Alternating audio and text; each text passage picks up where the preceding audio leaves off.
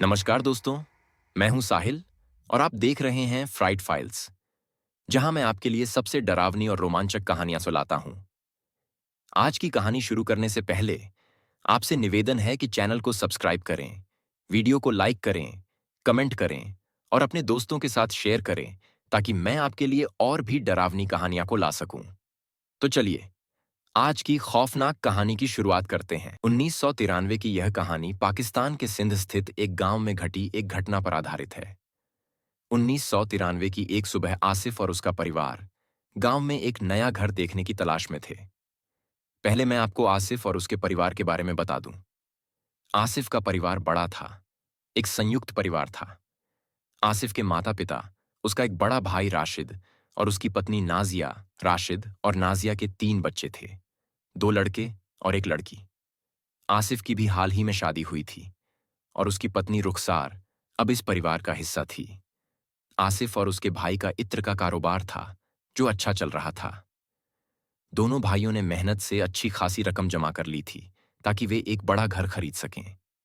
दरअसल, आसिफ और उसका परिवार अभी जिस घर में रहते थे, वह छोटा था और परिवार बड़ा, इसलिए दोनों भाइयों ने एक बड़ा घर खरीदने की सोची थी, जिसके लिए वे दिन रात मेहनत कर रहे थे।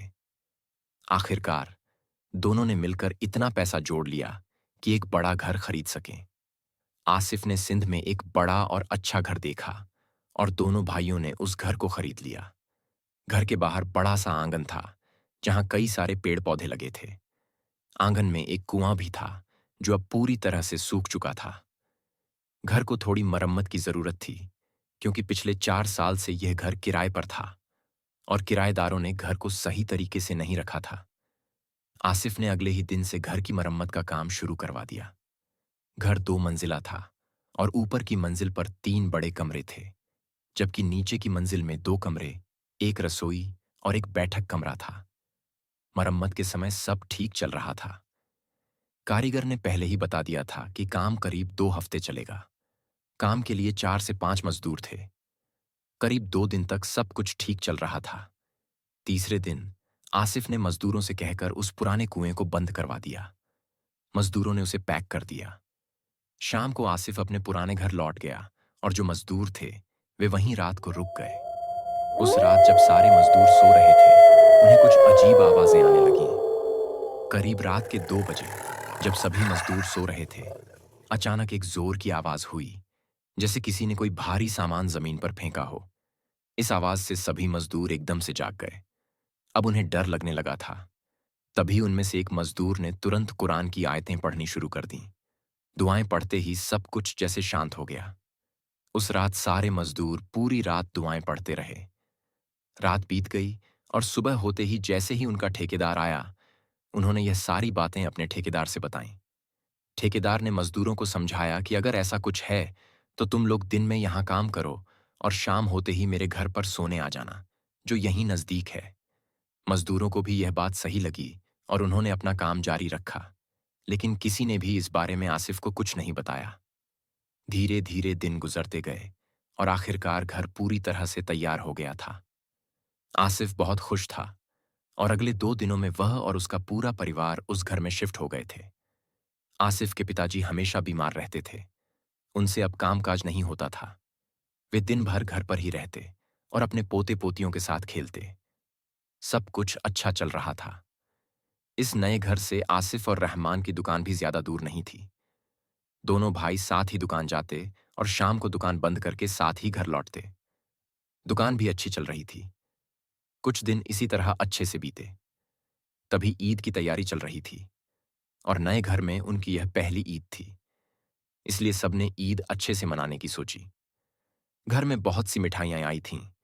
साथ ही नाजिया और रुखसार ने भी घर पर सिवियां बनाई थीं।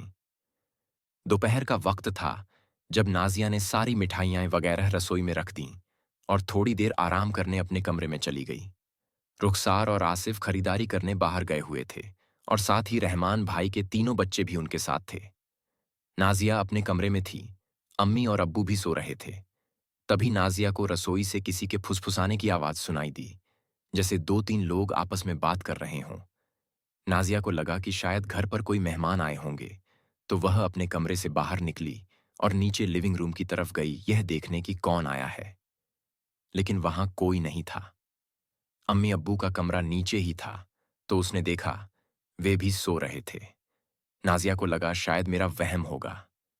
नाजिया ने सोचा कि अब नीचे आ गई हूं तो पानी पी लेती हूं, और वह रसोई की तरफ चली गई। उसने फ्रिज से पानी निकाला और पीने लगी। लेकिन तभी उसकी नजर मिठाई के डिब्बों पर गई, तो देखा कि एक डिब्बा खुला हुआ था। उसे सही से याद था कि अब तक उसने या किसी और ने मिठाई का डिब्बा नहीं खोला था। जब उसने उस डिब्बे को खोला तो वह खाली था। उसमें से सारी मिठाई किसी ने खा ली थी। यह देख नाजिया को बड़ा अजीब लगा, क्योंकि घर पर तो कोई नहीं था। अम्मी अब्बू को तो शुगर है, इसलिए वे मिठाई नहीं खाएंगे, और वैसे भी वे अपने कमरे में सो रहे थे। तो ये मिठाई कहाँ गई? नाजिया को लगा शायद घर में कोई घुस आया होगा, क्योंकि थोड़ी देर पहले उसे कुछ आवाजें भी आ रही थीं। तभी नाजिया को बाहर किसी के कदमों की आवाज सुनाई दी, जैसे कुछ लोग रसोई की खिड़की के सामने से भाग गए हों। नाजिया तुरंत ही खिड़की से बाहर देखने लगी, लेकिन उसे कोई नजर नहीं आया। मुख्य दरवाजा भी बंद था, तो कोई अंदर भी नहीं आ सकता। नाजिया को यह सब कुछ अजीब लगने लगा। उसके दिमाग में यह भी चल रहा था कि शायद आसपास के बच्चे मस्ती कर रहे होंगे। उसने खिड़की सही से बंद की और बाहर लिविंग रूम में जाकर टीवी देखने लगी। थोड़ी ही देर में आसिफ, रुखसार और बच्चे घर आ गए। ईद की शॉपिंग इस बार काफी अच्छी हुई लगती है, नाजिया ने आसिफ और रुखसार से कहा। हाँ भाभी, शॉपिंग तो हो गई, पर अब काफी थकावट लग रही है। थोड़ी चाय मिल जाती तो मजा आ जाता। आसिफ ने इतना कहा और सोफे पर बैठ गया। तभी नाजिया ने भी मुस्कुराते हुए कहा, ठीक है, तुम लोग बैठो, मैं अभी चाय बनाकर लाती हूं। इतना बोलकर नाजिया चाय बनाने के लिए रसोई में चली गई। शाम के वक्त बच्चे जब आंगन में खेल रहे थे, तभी अचानक सबसे बड़े लड़के रिजवान की चीख सुनाई दी। घर के सभी लोग दौड़ते हुए आंगन में गए तो देखा कि रिजवान एक बेर के पेड़ के नीचे बैठा हुआ था और रो रहा था। उसके हाथ और पैर में चोट लगी थी और थोड़ा खून भी बह रहा था। आसिफ ने तुरंत रिजवान को उठाया और घर के अंदर ले आया। रुखसार ने भी देर न करते हुए उसकी चोट पर सफाई करके पट्टी बांधी। आसिफ ने रिजवान से पूछा, बेटा, क्या हुआ? तुम्हें ये चोट कैसे लगी? तभी रिजवान ने बताया कि वह उस बेर के पेड़ पर चढ़कर कुछ बेर तोड़ रहा था। तभी किसी ने उसे धक्का दे दिया। आसिफ और घर वालों को लगा कि बच्चा है, ऐसे ही बोल रहा होगा। तभी नाजिया ने कहा, मैंने कितनी बार मना किया है कि ऐसे पेड़ पर मत चढ़ा करो। अभी तुम छोटे हो, लेकिन यह सुनता ही नहीं है। इस पर आसिफ ने कहा, जाने दो भाभी, बच्चा है, अब से ऐसा नहीं करेगा। तभी आसिफ के अब्बू की नजर उस पेड़ के पास गई, तो उन्होंने देखा कि उनकी सबसे छोटी पोती शहनाज उस पेड़ के पास खड़ी होकर किसी से बात कर रही है। लेकिन वहां उसके अलावा और कोई दिखाई नहीं दे रहा था। अब्बू तुरंत उठकर शहनाज के पास गए और पूछा, बेटा, शहनाज, तुम किससे बात कर रही हो? तो शहनाज ने जवाब दिया, दादाजी, मैं अपने दोस्तों से बात कर रही हूं। ये लोग बहुत अच्छे हैं और मेरे साथ खेलना चाहते हैं। आसिफ के अब्बू को वहां कुछ अजीब लग रहा था। ऐसा महसूस हो रहा था जैसे वहां शहनाज और उनके अलावा भी कोई खड़ा होकर उनकी बातें सुन रहा हो। तभी उन्होंने तुरंत शहनाज को गोद में उठाया और घर के अंदर चले गए। उन्होंने इस बारे में किसी से कोई बात नहीं की। दिन गुजरते गए और धीरे धीरे आसिफ और राशिद की दुकान अब उतनी अच्छी नहीं चल रही थी। दोनों भाई दिन भर दुकान पर बैठे रहते, लेकिन मुश्किल से 3 या 4 लोग ही इत्र खरीदने आते थे। उधर घर पर शहनाज भी दिन भर उस पेड़ के आसपास कुछ बड़बड़ाते हुए खेलती रहती। सबको लग रहा था कि बच्ची है, शायद खुद ही खेल रही होगी। पर आसिफ के अब्बू को यह सब सही नहीं लग रहा था। पता नहीं क्यों, उन्हें एक अजीब सी बेचैनी महसूस हो रही थी, जैसे कुछ बहुत बुरा होने वाला हो। एक रात खाना खाकर जब अब्बू बाहर आंगन में बैठे थे, तभी उन्हें पीछे से कुछ बच्चों के हंसने और खेलने की आवाजें आने लगीं। अब्बू ने जब पीछे देखा तो वहां कोई नहीं था सिवाय अंधेरे के। अब्बू ये सब देखकर अब बहुत ज्यादा परेशान हो रहे थे। उसी रात करीब 2 बजे, जब सब अपने अपने कमरे में सो रहे थे, तब अचानक नाजिया की आंख एक आवाज से खुली। ऐसा लगा जैसे कोई बच्चा बात कर रहा हो। नाजिया ने जब इधर उधर देखा तो उसकी बेटी शहनाज कमरे के एक कोने में बैठी किसी से बात कर रही थी। नाजिया को शहनाज के अलावा वहां कोई नहीं दिखा। तब नाजिया ने राशिद को उठाया और ये दिखाया। राशिद भी नींद से उठा और उसने शहनाज को देखा। फिर उसे आवाज लगाई, बेटा, आप यहां इतनी रात को क्या कर रही हो? आपको तो सो जाना चाहिए था। तभी शहनाज ने कहा, अब्बू, मैं तो सो रही थी, पर मेरी दोस्त ने मुझे उठाया और इसे मेरे साथ खेलना है। नाजिया और राशिद एक दूसरे को देखने लगे और तभी नाजिया ने कहा, पर बेटा, यहां तो आपका कोई दोस्त नहीं है, आप तो अकेली बैठी हो। शहनाज ने कहा, नहीं मम्मी, ये मेरी दोस्त यहीं तो बैठी है। अब राशिद को ये सब आधी रात को देखकर गुस्सा आ रहा था, तो उसने गुस्से में ही शहनाज से कहा, बस करो, अब और चुपचाप सो जाओ। उस वक्त तो शहनाज सो गई, पर अब ये रोज होने लगा था। दिन भर शहनाज अपने आप से ही जैसे बात करती रहती, और ये बात अब अब्बू के अलावा घर के बाकी लोगों को भी अजीब लग रही थी। एक दिन जब सुबह के समय सब नाश्ता करने बैठे थे, तब अब्बू ने आसिफ और राशिद से कहा, बेटा, शायद मैं जो कहने जा रहा हूं वो तुम्हें अजीब लगे, पर मुझे लगता है कि इस घर में कुछ तो है जो सही नहीं है। पहले रिजवान का पेड़ से गिरना, शहनाज का इस तरह बर्ताव करना, और रात के समय मैंने भी कई बार बाहर बच्चों की आवाजें सुनी हैं। आसिफ और राशिद पहले से ही अपने काम को लेकर परेशान थे, और अब्बू की ये बात सुनकर राशिद बोला, अब्बू, आप भी कहाँ ये सब बातें लेकर बैठे हो? रिजवान का गिरना बस एक हादसा था, और शहनाज अभी बच्ची है। बच्चे खेल खेल में ऐसा करते हैं। नई जगह है, यहां उसका कोई दोस्त नहीं है, तो अकेले अकेले खेलती है। ये बोलकर आसिफ और राशिद अपने काम पर निकल गए।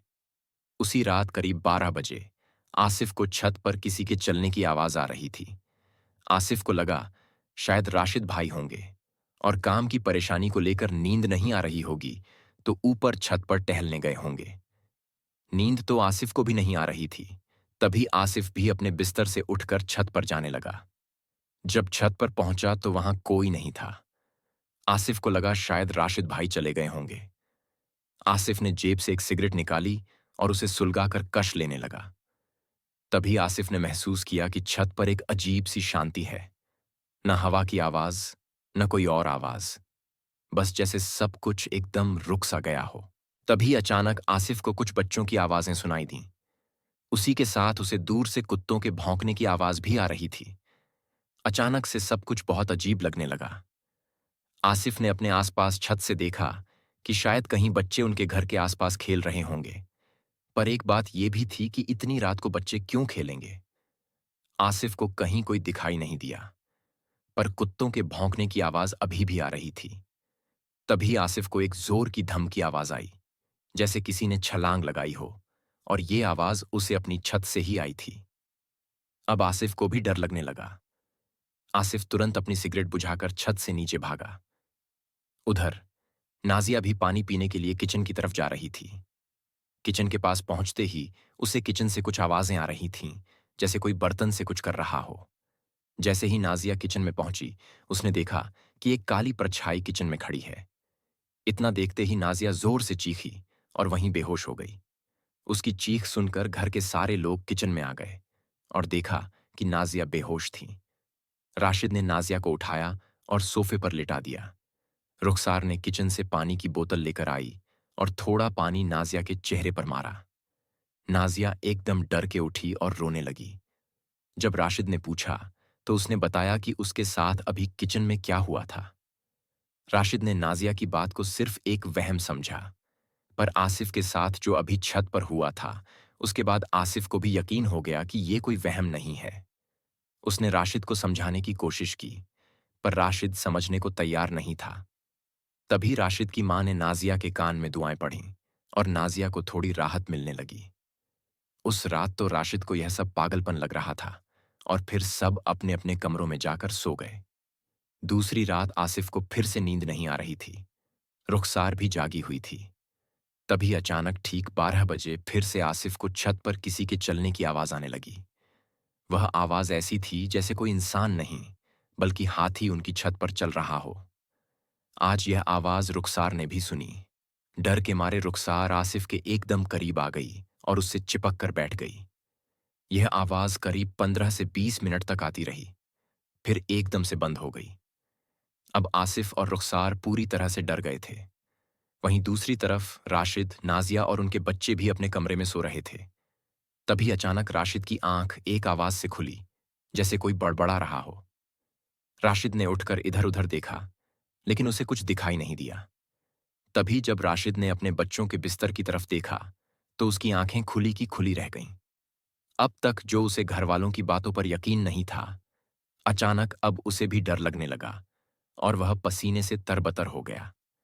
दरअसल उसने देखा कि शहनाज सोई हुई थी, लेकिन वह अपने बिस्तर से काफी ऊपर हवा में झूल रही थी और किसी अजीब भाषा में बड़बड़ा रही थी। राशिद ने धीरे से नाजिया को उठाया और जब नाजिया ने यह देखा, तो उसके मुंह से चीख निकल गई। तभी अचानक शहनाज एकदम से हवा से नीचे अपने बिस्तर पर गिर गई। नाजिया की चीख सुनकर आसिफ और रुखसार अपने कमरे से भागकर राशिद के कमरे में आ गए। उस समय राशिद शहनाज को गोद में लेकर उसे जगाने की कोशिश कर रहा था। अब तो राशिद को भी यकीन हो गया था कि इस घर में कुछ तो है जो खतरनाक और खौफनाक है। सुबह आसिफ और राशिद एक मौलाना को घर लेकर आए। मौलाना ने घर में घुसते ही बता दिया कि इस घर में जिन्न का साया है, बल्कि सिर्फ एक जिन्न नहीं, बल्कि उसका पूरा परिवार है। यह सब सुनकर आसिफ और बाकी घरवाले बहुत ज्यादा डर गए थे। मौलाना ने कुछ दुआएं पढ़ीं और पूरे घर में दरगाह के पानी का छिड़काव किया। आसिफ और उसके घरवालों को लगा कि अब यह यहीं खत्म हो गया है और उन्होंने चैन की सांस ली। लेकिन उन्हें क्या पता था कि असली मुसीबत तो अब शुरू होगी। दरअसल मौलाना की दुआओं और पानी के छिड़काव से घर में कुछ देर के लिए सब शांत तो हो गया था, लेकिन बंद नहीं हुआ था। उसी रात जब सब अपने कमरों में सो रहे थे, अचानक उन्हें नीचे के कमरे से कुछ आवाजें आने लगीं। वह आवाजें ऐसी थीं जैसे कोई रो रहा हो और साथ ही दीवार पर कुछ ठोक रहा हो। जब सब अपने कमरों से बाहर निकले और नीचे आए, तो देखा कि लिविंग रूम के एक कोने में उनके अब्बू खड़े हैं और बड़ी ही अजीब आवाज में रो रहे हैं। साथ ही वह अपना सिर दीवार पर जोर जोर से मार रहे थे। यह देखकर सब एकदम से अपनी जगह पर जैसे चिपक से गए हों। किसी के मुंह से एक आवाज तक नहीं निकली। तभी राशिद धीरे से अपने अब्बू के पास गया और उसने पीछे से उनके कंधे पर हाथ रखकर उन्हें अपनी तरफ घुमाया। तब जो उसने देखा, उसके होश उड़ गए और वह एकदम से पीछे गिर पड़ा। अब्बू का चेहरा पूरी तरह सफेद और भयानक हो गया था। उनकी आंखें एकदम लाल हो गई थीं, जैसे आंखों में जलता कोयला रखा हो। यह सब आसिफ और उसके घर वालों के लिए बहुत खौफनाक था। तभी आसिफ की मां ने आसिफ से कहा कि अभी के अभी मौलाना को बुलाकर लाओ। आसिफ भी बिना देरी किए घर से निकला और जाकर मौलाना को सारी बात बताई। मौलाना फिर से घर आए और उन्होंने कुछ दुआएं पढ़ीं और कुछ कुरान की आयतें पढ़ीं, जिससे आसिफ के अब्बू शांत हुए, लेकिन बेहोश हो गए। मौलाना को घर के अंदर एक ऐसी ताकत का एहसास हुआ जिसे काबू करना उनके बस की बात नहीं थी। उन्होंने यह बात आसिफ और राशिद से कही कि इस जिन्न को काबू में करने के लिए हमें किसी और की जरूरत होगी, लेकिन उन्हें लाने के लिए मुझे खुद जाना होगा और इसमें शायद 2 दिन लग जाएं। और कोई तरीका नहीं था, इसलिए आसिफ और राशिद मौलाना की बात मान गए। मौलाना भी उसी वक्त निकल पड़े, लेकिन यहां हालत और बिगड़ रहे थे। आसिफ के अब्बू की हालत और खराब हो गई थी। आसिफ के अब्बू अपने आप को नुकसान पहुंचा रहे थे। आसिफ के अब्बू हर वक्त गोश्त मांगते रहते थे।